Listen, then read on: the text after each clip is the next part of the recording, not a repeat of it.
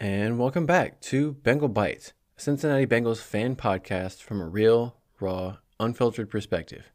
I'm your host, Derek.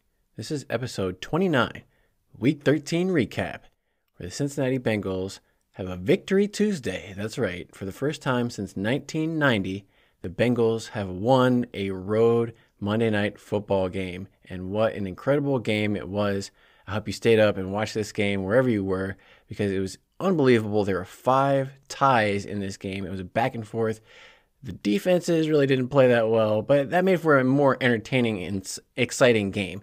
There was, every team was scoring touchdowns back and forth. Bengals would go on top, then they would get a tie. Jaguars on top, back and forth, every which way. You didn't know what was going to happen. It went to overtime, but the Bengals eventually pulled out the win, 34-31, miraculous. So I wanted to come to you with some of my quick, immediate reactions soon after the game. It's not immediately after the game because I was too worn out to record immediately after the game. I was exhausted. That game was so long. It wore me out, but I took a nap, got up, did some stretching, recuperated. Okay, now I got to tell you why that game was so amazing. We'll do a deeper dive later in the week, but for now I want to get something out because I know you're hungry for the episodes. You want to know what happened in the game. If you're brand new to the show, go back and check out episode 0, where I explain more about who I am, what the show is all about. Basically, I'm a former college football player, lifelong fan of the Bengals, and I wanted to make a podcast that breaks down the Bengals from an outsider's perspective. I don't have any kind of ulterior motives. I'm not trying to sell anything. I don't work for the Bengals team or anything like that, but I just want to share the fan experience with you, share this season experience. And this season has been insane so far, so thank you for joining me if you've been with me all the way. In our last episode, episode 28, I did a preview for this Week 13 matchup, and I talked about how the Bengals had not had a very successful road Monday Night Football record at all. In fact, they had the worst record in the NFL at 3 wins, 20 losses. They had lost 9 in a row going back to 1990, so nobody gave the Bengals a chance in this game. The Bengals started off as 7.5-point underdogs at the beginning of the week, and then by the time the game started, they were 10-point underdogs. Everybody was betting on the Jaguars big time. Maybe some of that had to do with the fact that after I recorded the preview podcast, Cam Taylor-Britt sprained his ankle in practice. That's one of the Bengals' starting cornerbacks. He's been playing very well. He's got 4 or 5 interceptions, had a pick 6. He had a quad injury that kept him out. Then all of a sudden he goes out with a ankle sprain.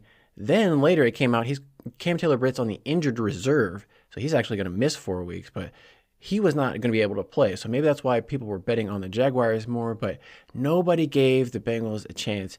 But I saw, on social media, people were down as Bengals fans, Bengal gyms, tailgate, thousands of people out there having a great time celebrating the warm weather, Jacksonville. So I was like, okay, well, that's nice.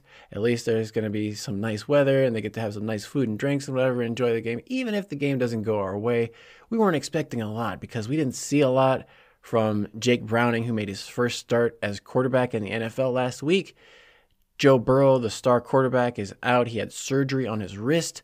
It was kind of a kick to the gut. Like everybody in the whole organization, it felt like offense, defense, coaches. When Joe Burrow went down, it was like, oh, there goes our season. Everybody in the national media, of course, said Bengals can't do anything without Joe Burrow. He's the engine that drives the bus. But all of a sudden, in this game, Jake Browning showed us something. He had an unbelievable game. I would have to say he maybe even outplayed Trevor Lawrence. As insane as that sounds, Jake Browning, in his second start in the NFL, outplayed the former number one overall pick in the draft. He went 32 of 37 for 354 yards, 1 passing touchdown, 1 rushing touchdown, and led his team to an amazing overtime victory that included 5 ties. The game was back and forth the whole way throughout. Defenses couldn't really stop anybody, but there was a lot of hitting in this game. There were so many hard hits, violent collisions in this game that even though there was a lot of points, the defenses were laying out there. We even saw some interesting special teams plays from both teams. So there's a lot to cover. I think I'm going to do a quick abbreviated reaction podcast for this episode and then maybe do a deeper dive later in the week because there's going to be so much to cover in this game. I know they're going to be Jake Browning YouTube breakdowns all over the place now after this performance. So there's going to be so much content to cover after this amazing Bengals win that I'm sure I'm going to have more to talk about later in the week. But I wanted to get something out there quick because I know the listeners are hungry for that Bengals content. Shout out to all my Bengals Bites listeners out there. Instead of doing a complete game breakdown, I think I'm just going to highlight some of the main performances that everybody's going to be talking about in this game. Number one is going to be Jake Browning. Well, I should say all the Bengals fans. Unfortunately, I feel like a lot of the media is going to be missing the main story of this game, which is the fact that the Bengals win, because the larger story was the Trevor Lawrence, the star quarterback for the Jaguars, got hurt. He sprained his ankle. Who knows what the results are going to be. It looked worse probably in the moment than it is now, but everybody after the game is so worried about Trevor Lawrence. Oh my gosh, what's going to happen to him? Everybody's forgetting the fact that the Bengals just won the game. The stadium was like completely silent. It was such a weird end of the game because they're in Jacksonville. Everybody was just completely stunned. And like nobody knew what to happen. It was like, what just happened? It was all silent. Like all the Bengals are running off the field, screaming and yelling. But it was just weird. The whole thing, like it looked so different than last week in the Steelers. That was the thing you noticed right away was the offense came out. Jake Browning was throwing on time, quick, getting the ball out of his hands, looking decisive. That was the thing was last week compared to Kenny Pickett. Kenny Pickett's ball handling and decisiveness as soon as he got the ball in his hands was much better than Jake Browning. It might have been a case where Jake Browning was getting kind of lazy, spending so much time as the backup quarterback on the practice squad that he wasn't used to playing in real games when there's actual defenders around you trying to strip the ball out. But he was getting kind of lazy with the ball in his hands, flipping the ball around when he didn't need to. Just, as soon as he got the ball, you just need to grab the laces and get ready to throw. He was spinning the ball around too much in his hands, not throwing. It was making his throws later. So you saw in this game, he was much more clean and decisive with the ball in his hands. But more than that, Bengals offensive line must have played their best game of the season so far. They were opening up holes. Bengals running backs, including Chase Brown, the rookie, he got involved and had probably the Bengals' longest run of the season. I'll have to go back and look, but he had a 30-yard run in this game where he looked smooth. Chase Brown was breaking tackles that Joe Mixon would never make, or not in the last 5 years. Chase Brown showed he's a different kind of running back than Joe Mixon, one that we can use and we should have been using. I mean, if he didn't have the hamstring injury, maybe we would have worked him into the lineup a little bit more, but that was exciting to see Chase Brown getting involved along with Joe Mixon. Joe Mixon had 2 touchdowns in this game. He was running strong as always, but he had 19 carries for 68 yards.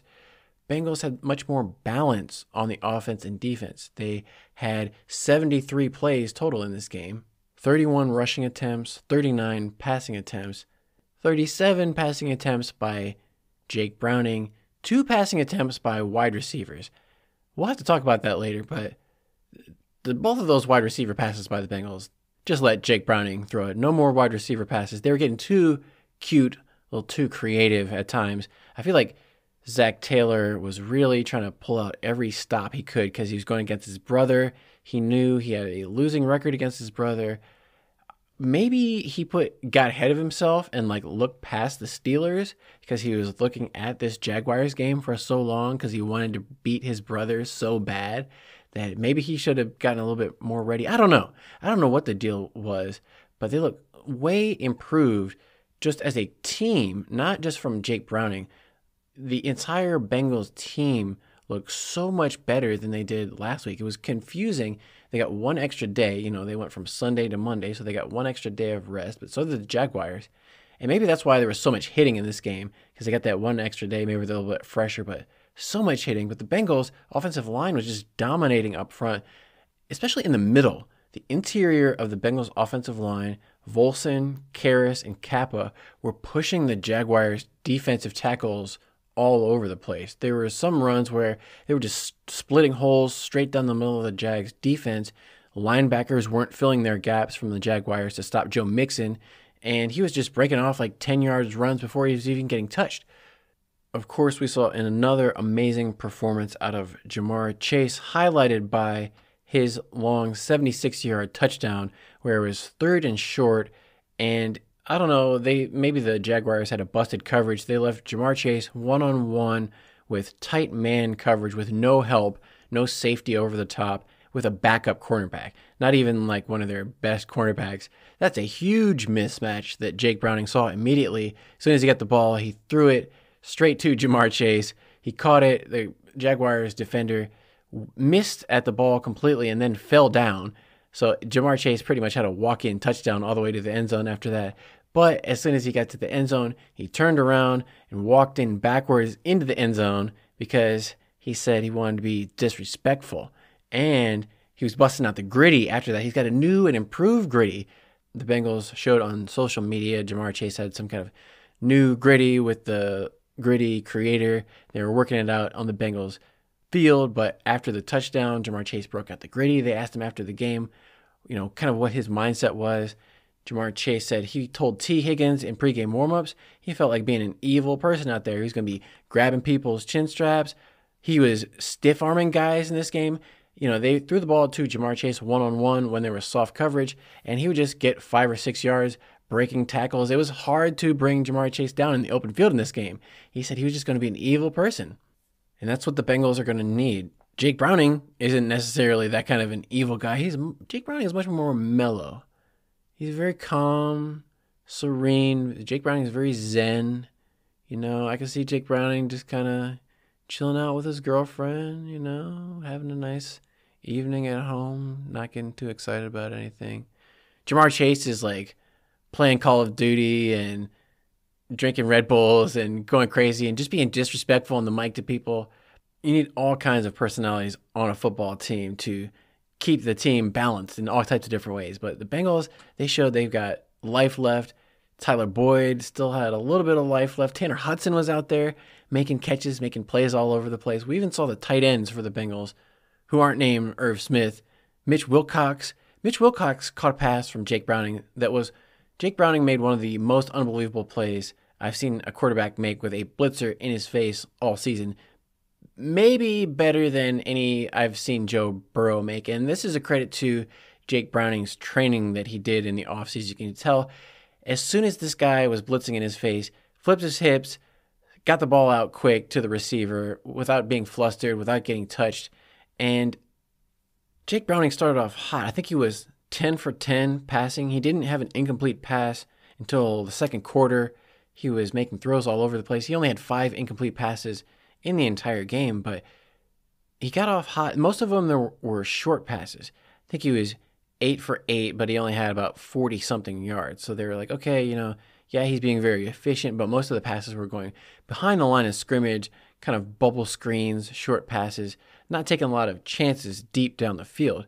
Later into the game, they did start to stretch it out, and maybe that was just to let Jake Browning get a little bit more comfortable. Maybe it was some of the ways that the Jacksonville defense was playing.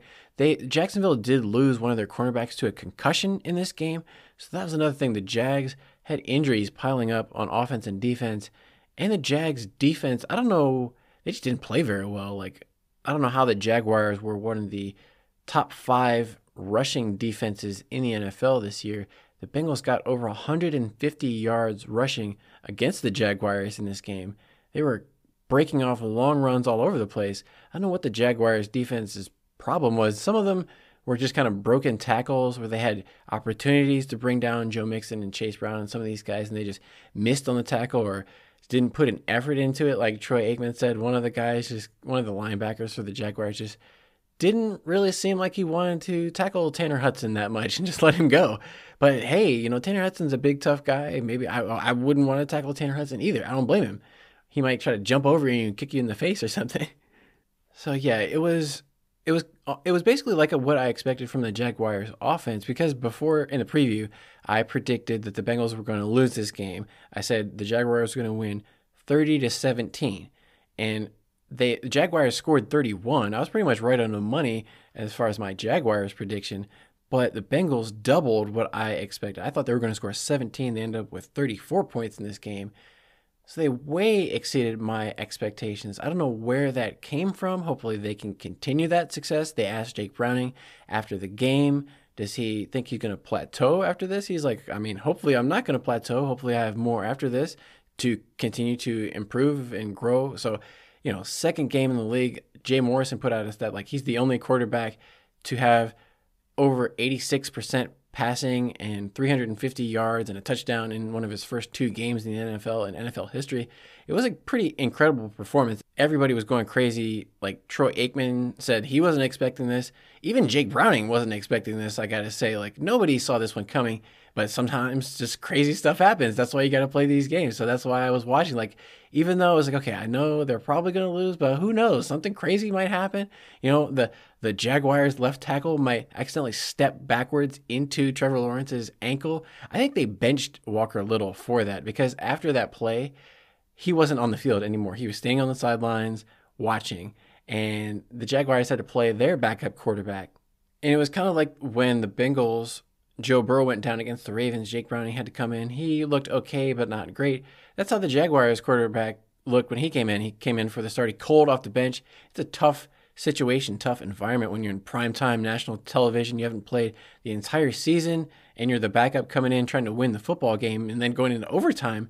He actually fumbled the ball on the first play that he took. He got in, and he looked exactly like a backup quarterback. He tried to run instead of throwing it on his first play of the game. Got in, ran, fumbled, got really lucky that the Jaguars recovered it and they maintained possession and were able to tie up the game and force an overtime. But it was such a crazy game.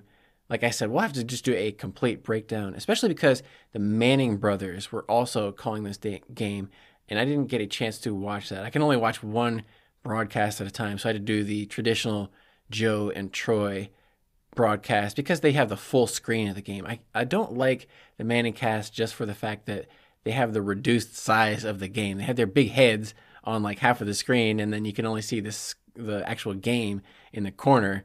I'd rather see the whole game than seeing Peyton Manning's big head for half the game. So I watched it on that way, but I'll go back and watch the Manning cast because I want to see what their opinion of Jake Browning was going into the game and how it changed throughout the course of the game. I'm sure they were probably losing their minds like, whoa, what's up with this Jake Browning? Like throwing dimes all over the place. It was an unbelievable game.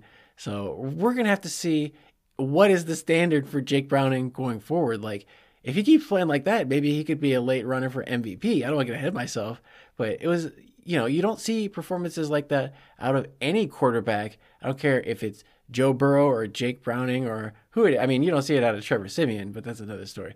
But this gave us so much hope. I was posting Undertaker GIFs all over the internet right after this game because it was like, just when everybody thought we were dead, here we come springing back to life. Unreal.